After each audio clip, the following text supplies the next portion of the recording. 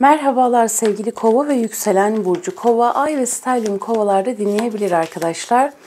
11-12 Ağustos 2025, 11-12 Ağustos sonrası senin için geçerlidir sevgili Kova burcu.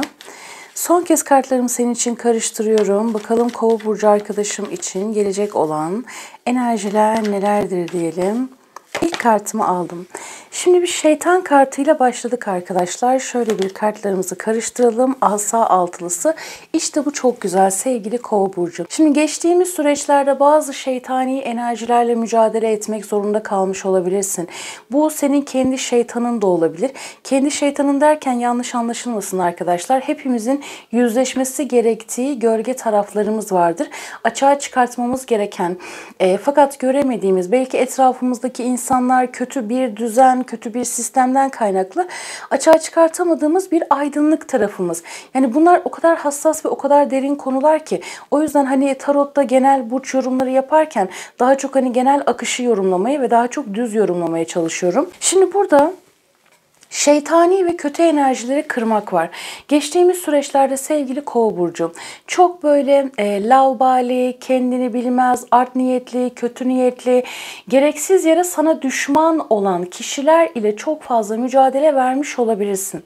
Şimdi bu 8 günlük süre içerisinde aslında bu durum birazcık daha devam edecek. Özellikle ilk 3 gün 11-12'si diyeceksin. Mesela 15'ine 16'sına kadar birazcık daha dikkat et ama burada şöyle bir etki aldım. Hani sen ne olursa olsun, şimdi bak negatif bir etki var.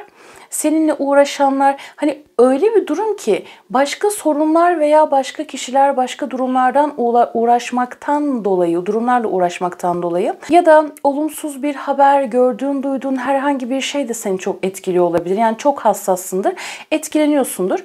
Bunlar senin kariyerine tam olarak odaklanamamayışını sağlamış sevgili Kova burcu. Hani yasal konular da olabilir pek tabii ki.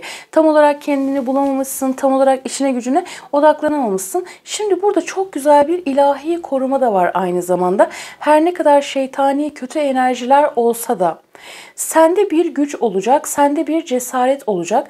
Olumsuz şeylerden etkilenmiyor olacaksın. Etkilenmemen de gerekiyor aynı zamanda. Örneğin patavatsız, kendini bilmezin biri geldi sana kötü bir şey söyledi mesela. Duymayacaksın, görmeyeceksin. İşine odaklanacaksın. Yani böyle ufak tefek inişli çıkışlı sıkıntılar olabilir. Ama neticede günün sonunda diyor ki zaten en ağırı gitti. Yani şeytani enerjiler diyelim, kötü enerjiler, bedruhlar diyelim arkadaşlar. Bunlarla başa çıkmanın yolunu buluyorsun sevgili Kova burcu. Ve burada bir başarı var. Ve kartların sana en güzel mesajı şu: zaman zaman kendini böyle yetersizmiş gibi, değersizmiş gibi, hani o kadar emek verdim, acaba her şey boşa mı gidecek gibi hissiyat içerisinde tutabilirsin. Sakın böyle düşünme. Sakın enerjini, modunu düşürme diyor sevgili Kova burcu. Şimdi ben her zaman bir şey söylüyorum ya arkadaşlar. Has kötü olmak başka bir şey. Hata yapmak başka bir şey. Ne kadar iyi olursan ol Kova burcu, ne kadar iyi olursan ol. Zaman zaman bir şeyler canını sıkabilir. Yani dünya alemindeyiz arkadaşlar. Özellikle içinde bulunduğumuz, yani kötülüğün çok fazla arttığı bir durum. Sen de istemeden de olsa belki birini kırabilirsin. Ama benim gördüğüm kadarıyla burada bir şeyleri dengeye getiriyorsun. Yani kendi özünü buluyorsun ve burada bir başarı var. Yani kariyerimle ilgili acaba başarısızlık mı elde edeceğim deme noktasında bütün o şeytani enerjileri kıracaksın. Ama bu o kadar tatlı bir şey hissettirdi ki bana. Bakın sadece bu iki kart üzerinden bile imparator. Şimdi bak bu işte yani bu iki kart bile bana o kadar çok şey anlattı ki arkadaşlar. Tek kartın üzerine bile tarotta saatlerce konuşabiliriz her şeyiyle. Burada sen uçmak istiyorsun, özgür olmak istiyorsun fakat seni kafese koyuyorlar. Bak, kafese koyuyorlar. Kafese koyulan kuş uçabilir mi? Uçamaz değil mi? Bir şey yapmak istiyorsun, engel. Fikrini ortaya koymak istiyorsun, engel. Bir şeyin peşinden gidiyorsun, gitmek istiyorsun, ık bık zık bık yapıyorlar, anlamıyorlar, dinlemiyorlar mesela. Baştan sana ön yargıyla yaklaşıyorlar mesela. Seni kafese koymuşlar ama diyorlar ki hadi uç bakalım. İşte sen ne olursa olsun o kafesin içinden çıkmaya başarıyorsun. Çıkmayı başarıyorsun sevgili Kova burcu. Bu çok lezzetli bir şey. Fakat arkadaşlar Koç burcu özellikle. Birazcık da hava grubu var. Bunu ben daha çok kılıç uşağıyla aldım açıkçası ama böyle çok küçük bir hava etkisi diyelim. Ama hava gruplarını yani Kova, Terazi, İkizler burçlarının gölge taraflarını taşıyan kişiler. Her burcun iyisi kötüsü var. Ben her zaman söylüyorum biliyorsunuz. Şimdi burada Koç etkisi, hava etkisi ve oğlak etkisi. Bu etkileri taşıyan kişilerle birazcık zıtlaşabilirsin. Güneşi, yükseleni ya da stelyumu olabilir. Ya da Vedik astrolojiye göre burçlar değişiyor biliyorsunuz arkadaşlar. O açıdan da düşünebilirsiniz aynı zamanda. O yüzden hani tarot doğrudan bir enerji okuması olduğu için ben güneş, yükselen, ay ve stelyum söylüyorum her zaman. Yani 4 sene önceden, yani 4 senedir bunu zaten söylüyorum arkadaşlar. Bu burçlara birazcık dikkat et. Seni böyle birazcık hani açığını aramak isteyebilirler. Sinirlendirmek isteyebilirler. Hani böyle parlasın da çizgisinin dışına taşsın isteyebilirler. Ama gördüğüm kadarıyla sen gayet kendinden eminsin. Yine de hani tartışmalardan, münakaşalardan uzak dur. Fakat burada sana hani her ne kadar üst enerjilerde olsan da bak ateş grubu, oğlak, az önce söylediğim burçlar. Seni maddi manevi o kadar çok zor durumu düşürmüşler ve düşürmeye de devam ediyorlar Kova burcu. Yani bu negatif enerjilere dikkat etmende fayda var yine de. Ama yani gördüğün gibi bak tılsım dokuzusu, sen gayet böyle tın tın tın tın tın tın kendi hayatındasın. Kendine ilgileniyorsun, önemsemiyorsun, kendi değerindesin, kendi bolluğunda, kendi bereketindesin. Bu gayet güzel. Ve sen burada bir şeylerin ateşini yeniden yakacaksın sevgili Kova burcu. Bu da aynı zamanda sana bir nevi motivasyon da olsun. O yüzden o negatif enerjileri düşürmeye çok dikkat et. Peki bakalım başka neler gelecek diyelim Kova burcu arkadaşım için akacak olan enerjiler. Analitik zekan çok yüksek olacak. Bu zaman zarfında mantıklı hareket edeceksin. Ve burada artık bir şeylere bir sınır koymak var. Çevrene sınırlar koyabilirsin. Kariyer hayatında bir şeylere sınırlar koyabilirsin. Bir gitmek var. Yani bu 8 günlük süre içerisinde yeni bir bilgi öğrenmek için yolculuğa çıkabilirsin. Yeni bir şeyler öğrenebilirsin. Bakış açın değişebilir. Hayata karşı bakış açın, inanç sistemin çok fazla değişebilir. Bir yolculuk, bir seyahatten de bahsediyor. Fakat burada hani duygularını birazcık geride tutmak ve yeni bir şeylere adım atma ile ilgili çok güzel bir etkiden bahsetti. Peki bakalım sevgili Kova burcu arkadaşım için ne akacak diyelim. Yani arkadaşlar bakın işin içinden çıkmaya çalışıyorum ama diyor ki hayır, yani orada anlattığın şey tam olarak bitmedi. Böyle bir durum var diyor, yani asa beşlisi. Arkasından ne gelecek diyelim, tılsım dörtlüsü. Bakalım bir de buralardan alalım arkadaşlar. Kova burcu, yani bakın arkadaşlar geçtiğimiz dörtlü vadeler öncesinde maddi manevi bir kayıptan bahsediyor. Ve yine bu önümüzdeki 4-5 günlük süreç birazcık daha dikkat etmende fayda var. Evet, sistem tarafından desteklisin. Gayet keyifli, gayet neşeli bir süreç içerisindesin.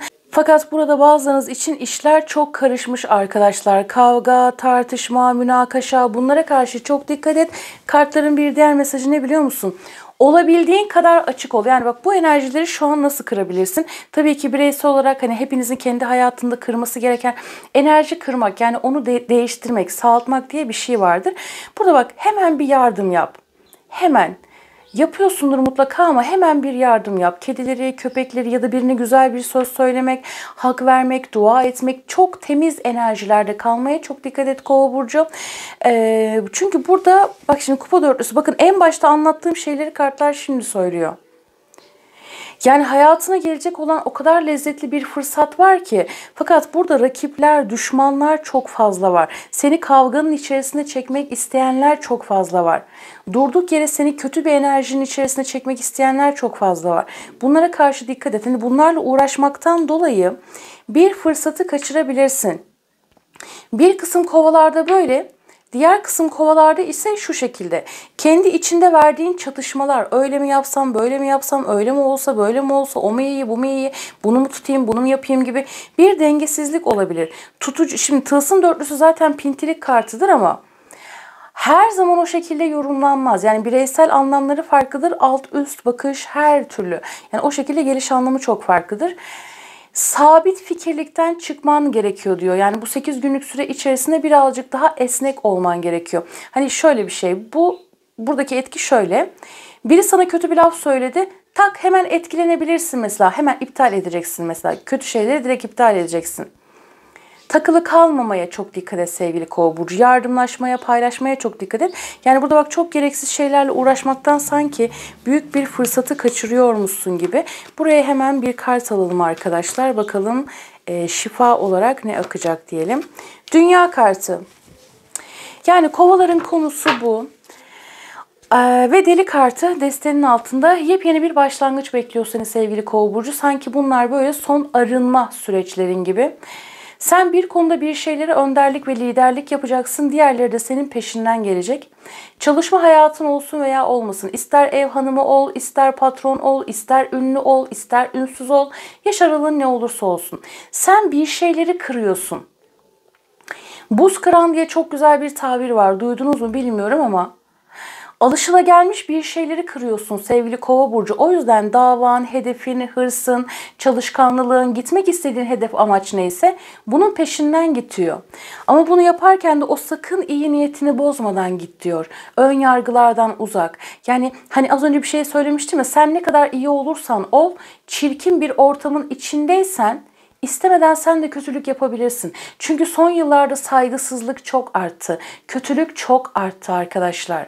İnsanız, hepimiz yapabiliriz bunu. Bunların üzerinde çıkacaksın. Yani dünya kartı tamamlanmak, başarı, takdir görmek, yeni bir eğitime başlayabilirsin. Yurt dışı ile ilgili bir şeyler olabilir. Online işler yapabilirsin. Bir YouTube kanalı açabilirsin. Yani sosyal medya ile ilgili, televizyonculukla ilgili bir şeyler yapabilirsin aynı zamanda. Şimdi bakalım buradan ne gelecek diyelim. Kova burcu arkadaşlarım için gelecek olan mesajlar nelerdir diyelim. Bakalım. Kendini sevmek, yani bu süre zarfında tamamıyla kendinle odaklanmak, kendini iyileştirmek çok önemli olacak. İçindeki sevgiyi uyandır, kalbini sevgiyle uyumla, enerjin evrenin akışıyla bağlansın diyor. Yani sevgi merkezinde kalman gerektiğini söylemiştim zaten. Bakalım. Ve nostalji. İyileşmek ve geçmişi bırakmak için zaman ayır. Böylece hayatındaki bu yeni aşamayı kucaklayabilir, ileriye doğru atılım yapabilirsin diyor. Hemen bir bakalım başka ne gelecek Kova burcu arkadaşım için. Ve merak. Zaten burada bir yeni arayışlar olacak yani. Yeni bir şeyler öğreneceksin. Öğrenmek de sana çok iyi gelecek. Şimdi arkadaşlar tarotu fal olarak kullanan çok fazla. En azından ben kendi yorumlarım için söylüyorum. Dediğim gibi hani burç yorumlarına çok fazla böyle detaya girmemeye çalışıyorum. Çünkü burada çok fazla detay var. Yani çakralara kadar çok fazla.